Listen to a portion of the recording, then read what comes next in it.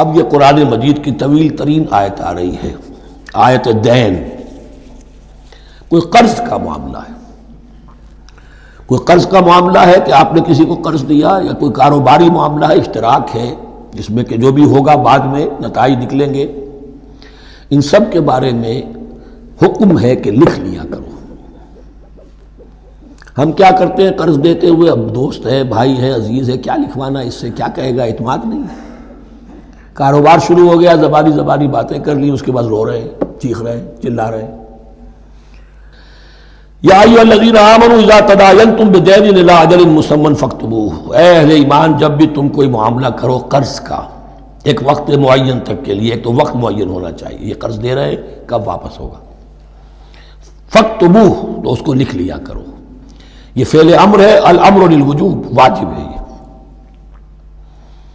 وَلْيَكْتُبْ بَيْنَكُمْ كَاتِبٌ بِالْعَدْلِ، اور چاہیے کہ کوئی لکھنے والا تمہارے مابین عدل کے ساتھ، لکھنے والا کوئی ڈنڈی نہ مار جائے، انہیں بھی چاہیے کہ وہ صحیح صحیح لکھے۔ وَلَا يَأْبَ كَاتِبٌ أَن يَكْتُبَ كَمَا عَلَّمَهُ اللَّهُ فَلْيَكْتُبْ، اور کسی بھی شخص کو جسے اللہ نے سکھایا ہوا ہے کتابت لکھنے کا کام، تو اس کو انکار نہیں کرنا چاہیے لکھنے سے۔ اللہ نے اسے یہ علم دیا ہے، اسے چاہیے کہ لکھ دے، اس لیے کہ اس معاشرے میں پڑھے لکھے لوگ تو بہت کم ہوتے تھے۔ اب بھی یہ ہوتا ہے، عرائض نویس وغیرہ ہوتے ہیں، وثیقہ نویس ہوتے ہیں، پیسے دے کے ان کو جو لکھواتے ہیں، لیکن اگر کوئی وثیقہ نویس جو ہے بے ایمانی کرے اور لکھنے میں کوئی کمی کر جائے تو جو جس کے اوپر ذمہ داری ہے اسے نقصان پہنچ جائے گا۔ وَلْيَكْتُبْ بَيْنَكُمْ كَاتِبٌ بِالْعَدْلِ، اور چاہیے کہ لکھنے والا تمہارے مابین انصاف کے ساتھ لکھے۔ وَلَا يَأْبَ كَاتِبٌ أَن يَكْتُبَ كَمَا عَلَّمَهُ اللَّهُ فَلْيَكْتُبْ، اور نہ انکار کرے کوئی لکھنے والا اس سے کہ وہ لکھے جیسے اللہ نے اسے سکھایا ہے تو لکھنا چاہیے۔ وَلْيُمْلِلِ الَّذِي عَلَيْهِ الْحَقُّ، لکھتے وقت املا وہ کرائے جس کے ذمے رقم آ رہی ہے، جس پر حق آ رہا ہے، علیہ الحق، وہ لکھوائے، جس کا مال ہے وہ نہ لکھوائے، جس پر ذمہ داری آ رہی ہے وہ لکھوائے، کہ میں کیا ذمہ داری لے رہا ہوں۔ وَلْيَتَّقِ اللَّهَ رَبَّهُ، اور اللہ سے ڈرتا رہے اپنے رب سے، وَلَا يَبْخَسْ مِنْهُ شَيْئًا، اور لکھوانے میں اس میں سے کوئی شے کم نہ کر دے۔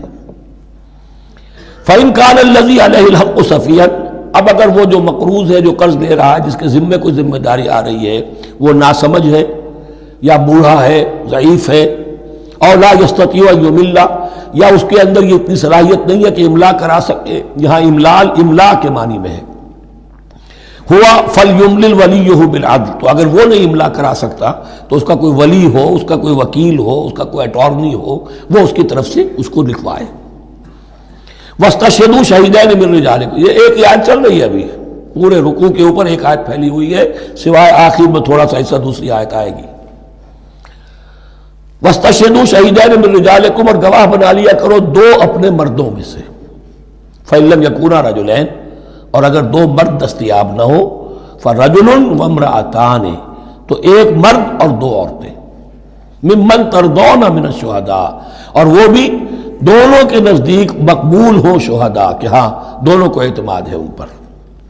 اب یہ جو سوال آ گیا کہ ایک مرد کی جگہ دو عورتیں، دو مرد یا پھر ایک مرد کا ہونا تو لازم ہو گیا، محض عورت کی گواہی نہیں چلے گی، لیکن اس کا آیا مسئلہ ہر قسم کے معاملے کا ہے یا قرض اور مالی معاملات میں وثیقہ نویسی کا، یہ ایک علیحدہ مسئلہ ہے، یہ تو باتیں پھر فقہا کے ہاں تفصیل سے ملتی ہیں، لیکن یہ مسئلہ موجود ہے کہ دو مرد، اور اگر دو مرد دستیاب نہ ہو تو ایک مرد اور دو عورتیں، تو سوال تو پیدا ہو گیا کہ کیا عورت کی گواہی عادی ہے؟ ان تضل احداہما فتذکر احداہما الاخری، مبادا ان میں سے کوئی ایک بھول جائے تو یاد کرا دے دوسری۔ عقلی سوال پیدا ہو گیا، کیا مرد نہیں بھول سکتا؟ کیا جواب ہے اس کا؟ جواب یہ ہے کہ واقعتاً اللہ تعالیٰ نے عورت کے اندر نسیان کا مادہ زیادہ رکھا ہے۔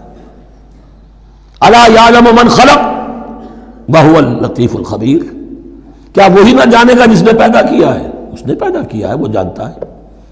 نسیان کا مادہ کیوں زیادہ رکھا یہ بھی سمجھ لیجئے، عقلی بات ہے، منطقی بات ہے۔ She has to play the role of number 2، اسے مرد کے تابع رہنا ہے،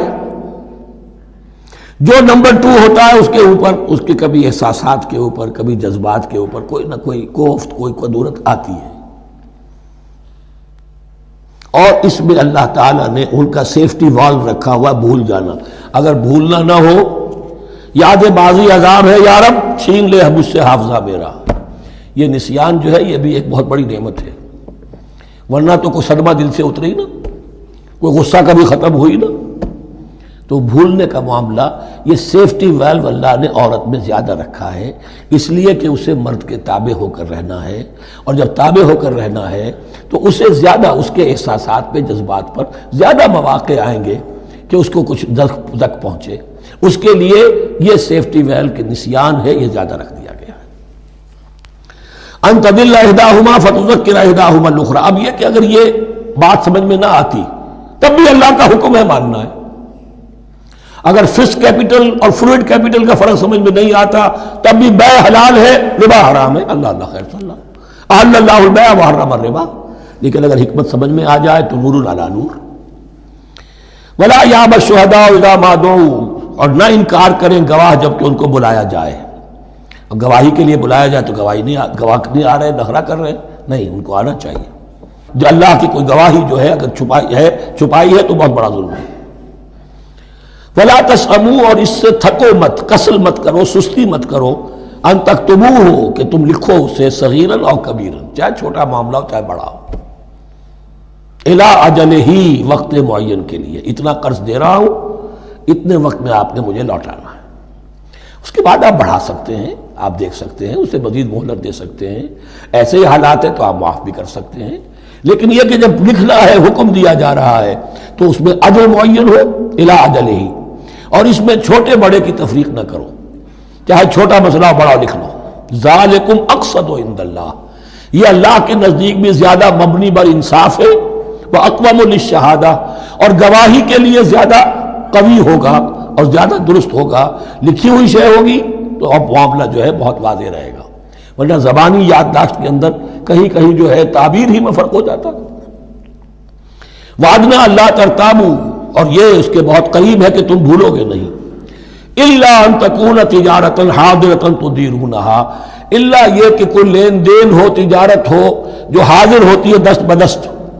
آپ نے سودا دیا، اس نے پیسے دے دیے، اب کیش بھی وہ دے دیجئے یا آپ دینا چاہیں تو، ورنہ یہ شریعت میں لازم نہیں ہے۔ اگر ایسا دست بدست کا معاملہ ہے تو پھر یہ ہے کہ وہ تو ہو گیا ایکسچینج، وہ مال جو ہے دکاندار نے مال دیا، آپ نے پیسے دے دیے، اس کے لکھنے کی ضرورت نہیں ہے۔ الا ان تکون تجارتا حاضرتا تدیرونہا بینکم، تو اگر وہ تجارت ہو کہ نقد تمہاری چلتی ہے، آپس میں لین دین ہو رہا ہے، فلیس علیکم جناح الا تکتبوہا، تو کوئی حرج نہیں ہے تم پر کہ اسے نہ لکھو۔ واشہدوا اذا تبایعتم، اور گواہ بنا لیا کرو جب کوئی مستقبل کا سودا کرو۔ یہ بیع سلم جو ہوتی ہے یہ مستقبل کا سودا ہے، قرض کا سودا ہے۔ بیع سلم بھی ایک طرح کا قرض ہے۔ آج آپ طے کرتے ہیں کسی شخص سے، کسی کاشتکار سے، زمیندار سے، کہ اگلا موسم جو آئے گا فصل کا، گیہوں کی فصل کا، تو اتنے روپے من کے حساب سے 500 من گندم میں آپ سے لوں گا۔ یہ بیع سلم کہلاتی ہے، اور اس میں لازم ہے کہ پوری قیمت ابھی ادا کر دیں۔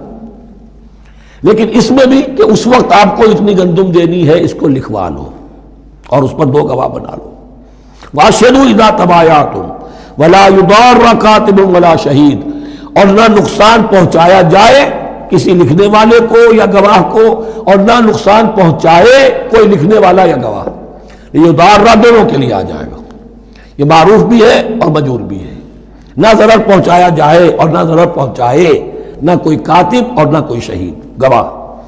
وَإِن تَفْعَلُوا، اگر تم ایسا کرو گے، نقصان پہنچاؤ گے، فَإِنَّهُ فُسُوقٌ بِكُمْ، تو یہ تمہارے لیے بہت بڑے گناہ کی بات ہوگی۔ وَاتَّقُوا اللَّهَ، اللہ سے ڈرو، وَيُعَلِّمُكُمُ اللَّهُ، اللہ تمہیں تعلیم دے رہا ہے، وَاللَّهُ بِكُلِّ شَيْءٍ عَلِيمٌ، اللہ ہر چیز کا علم رکھنے والا ہے۔ یہ ایک آیت ہوئی ہے،